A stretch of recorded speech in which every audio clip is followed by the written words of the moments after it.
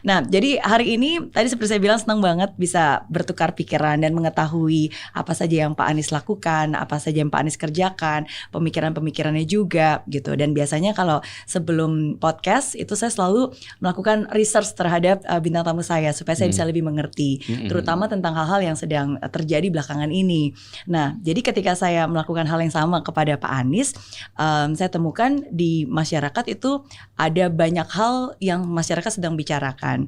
Nah, dan mungkin pada hari ini ada kesempatan Pak Anies bisa menanggapi ya. Sure.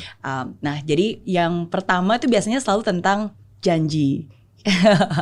Ya, jadi pertama itu tentang janji. Hutang janji ya kan, jadi tentang hutang ya biasanya. Pertama adalah hutang janji, berawal dari ketika Pak Sandiaga Uno sharing bahwa ketika pas lagi wakil gubernur waktu itu ada perjanjian antara Pak Sandi, Pak Prabowo dan Pak Anies gitu. Dan sebenarnya nggak menyebutkan isinya apa, tapi masyarakat melakukan rumor dan bilang bahwa salah satu isinya bahwa Pak Anies nggak akan nyapres kalau Pak Prabowo nyapres. Tapi kan sekarang ternyata dua-duanya capres gitu. Nah, bagaimana tanggapan Pak Anies? Ya, sebenarnya sederhana. Pak, saya sampaikan pada waktu mulai bekerja bahwa saya akan fokus di Jakarta 5 tahun. Saya akan fokus Jakarta 5 tahun. Dan sesudah Pilkada 2017 itu ada Pilpres 2019. Ya. Jadi saya sampaikan saya tidak akan tengok kanan kiri, saya akan full 5 tahun di Jakarta. Karena itu saya tidak akan mengikuti Pilpres.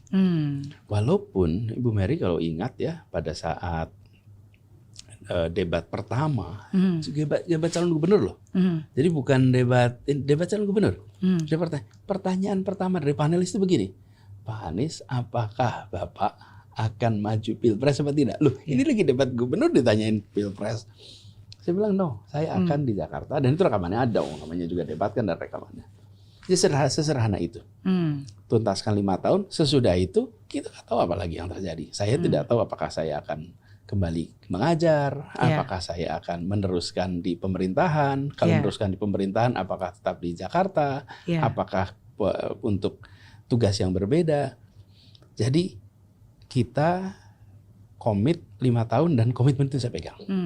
Jadi ketika di tahun 2018 saya diajak untuk menjadi wakil pasangannya Pak Prabowo, saya sampaikan juga kepada beliau, Pak Prabowo, terima kasih atas undangannya, ini sebuah kehormatan, tetapi saya punya komitmen untuk menyelesaikan di Jakarta selama 5 tahun.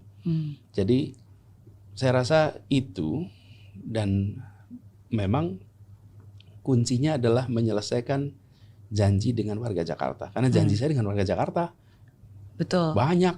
Saya tanda tangan tuh kontrak-kontrak politik dengan warga jaringan rakyat miskin kota, dengan kampung akuarium, dengan masyarakat kaki lima, itu semua janji-janji yang saya harus tunaikan. Apa yang saya harus sampaikan kepada mereka kalau setelah 1 tahun saya pergi, kemudian nanti mereka tidak lagi percaya kepada proses demokrasi, karena yang bertanda tangan untuk mengikuti pemilu begitu saja meninggalkan. Saya tidak mau kerjakan itu, dan itulah yang kemudian saya laksanakan. Sesudah itu selesai, saya nggak tahu berikutnya apa kan. Dan apalagi tahun 2017, dari mana kita tahu apa yang akan terjadi 5-7 tahun yang akan datang. Tapi itulah komitmennya dan itu yang dilaksanakan. Terima kasih Pak Anies sudah menanggapi dan setuju. Pak Anies sudah memenuhi janji untuk bisa menyelesaikan masa tugas sebagai gubernur, dan bahkan bukan hanya itu, approval ratingnya pun juga sangat baik. Alhamdulillah. Dan memang ketika ngobrol itu memang nggak nyebut tahun. Misalnya saya berjanji menyelesaikan 5 tahun. Tidak ada menyebut 5 tahun sampai tahun 22, kemudian tidak akan ikut 1, 2 dia. Ya kira-kira nggak gitulah.